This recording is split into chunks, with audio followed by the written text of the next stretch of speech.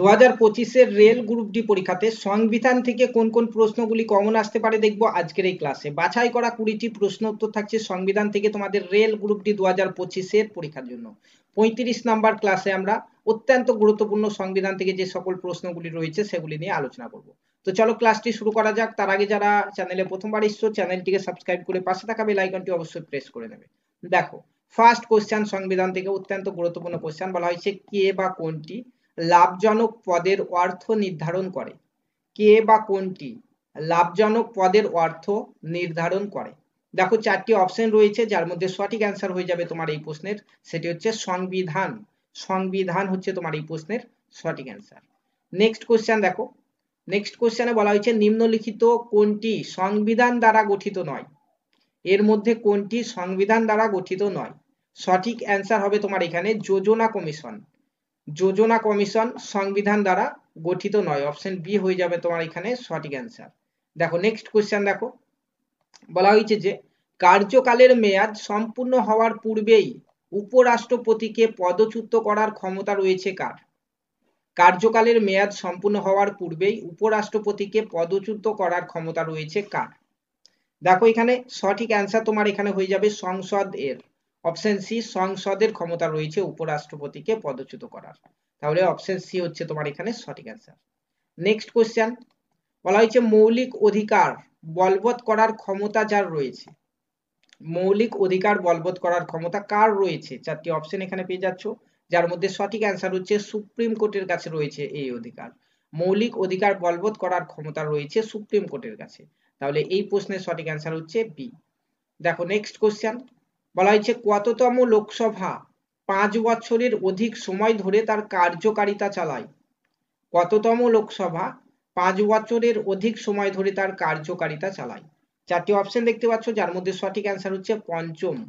পঞ্চমতম লোকসভা 5 বছরের অধিক সময় ধরে তার কার্যকারিতা চালায়, অপশন বি হয়ে যাচ্ছে এই প্রশ্নের সঠিক অ্যান্সার।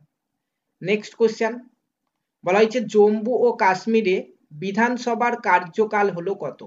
কত বছর। জম্মু ও কাশ্মীরে বিধানসভার কার্যকাল কত বছর। যার সঠিক অ্যান্সার হয়ে যাবে 6 বছর, অপশন বি। জম্মু ও কাশ্মীরে বিধানসভার কার্যকাল হচ্ছে 6 বছর, অপশন বি হচ্ছে তোমার এখানে সঠিক অ্যান্সার। নেক্সট কোশ্চেন দেখো, বলা হয়েছে ভারতের মুখ্য নির্বাচন কমিশনারের কার্যকাল কত। ভারতের মুখ্য নির্বাচন কমিশনারের কার্যকাল কত। সঠিক অ্যান্সার হয়ে যাবে তোমার এই প্রশ্নের 6 বছর। 6 বছর অথবা তার বয়স যদি 65 পুজে যায় তখনও কিন্তু হয়, ঠিক আছে। তাহলে 6 বছর অথবা 65 বছর বয়স পর্যন্ত, যেটি আগে হবে।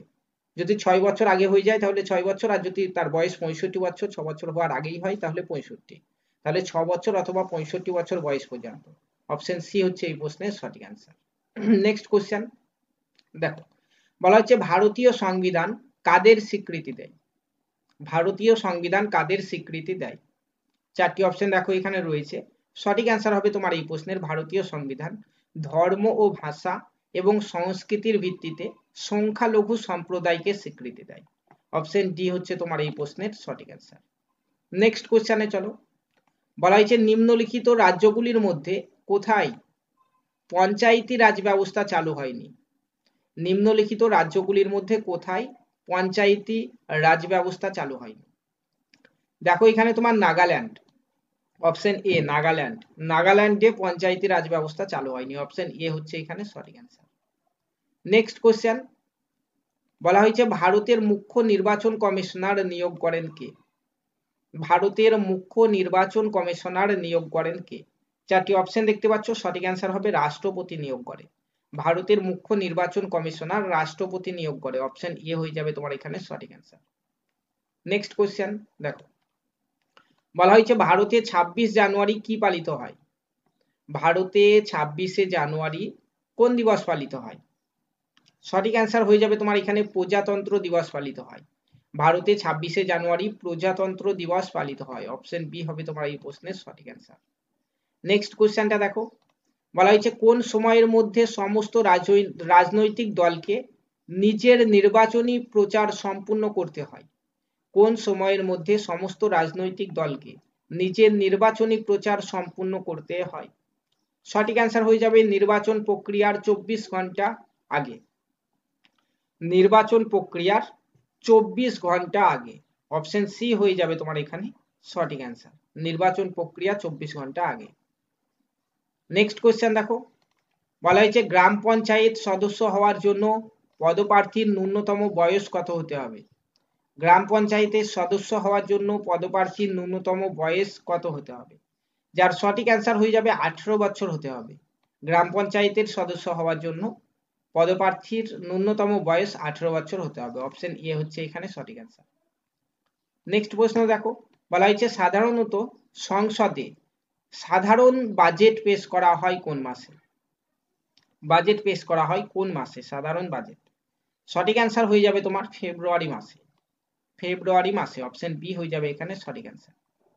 নেক্সট কোশ্চেনে দেখো, বলা হয়েছে গণপরিষদের সদস্য যারা সংবিধানের খসড়া প্রস্তুত করেন তারা, গণপরিষদের সদস্য যারা সংবিধানের খসড়া প্রস্তুত করেন তারা কি? দেখো এখানে চারটি অপশন রয়েছে, সঠিক অ্যান্সার হয়ে যাবে তোমার এখানে বিভিন্ন অঞ্চলের বিধানসভা দ্বারা নির্বাচিত হন, অপশন সি হয়ে যাবে এখানে সঠিক অ্যান্সার।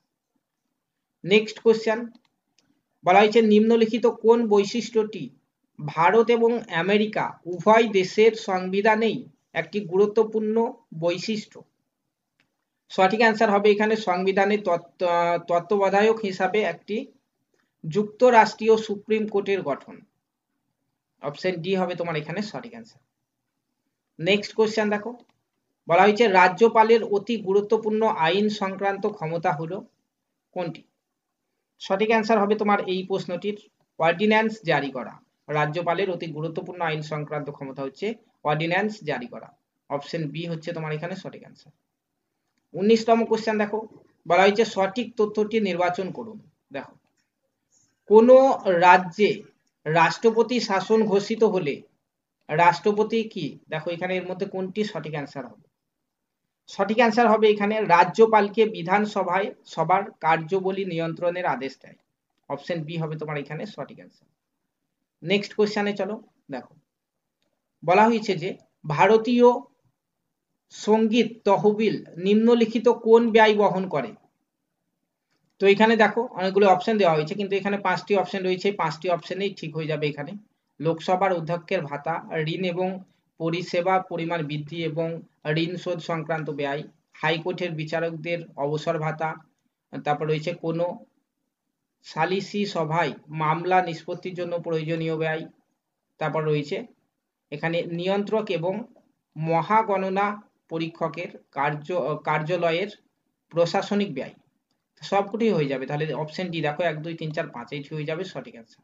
ঠিক আছে, আজকের ক্লাসের পিডিএফটি একদম বিনামূল্যে ফ্রিতে পেয়ে যাবে। এই ভিডিও ডেসক্রিপশন বক্সে আমাদের হোয়াটসঅ্যাপ গ্রুপের লিংক রয়েছে, সেখানে জয়েন করে যাও। প্রত্যেকটি ক্লাসের ফ্রি পিডিএফ তো পাবেই, পাশাপাশি রেলওয়ে গ্রুপ ডি 2025 জন্য যারা প্রিপারেশন নিচ্ছ পুরো সিলেবাস ওয়াইজ প্রত্যেকটা ক্লাস তোমরা পেয়ে যাবে আমাদের এই চ্যানেল থেকে। তার জন্য চ্যানেলটিকে সাবস্ক্রাইব করে পাশে থাকা বেল আইকনটি অবশ্যই প্রেস করে দেবে।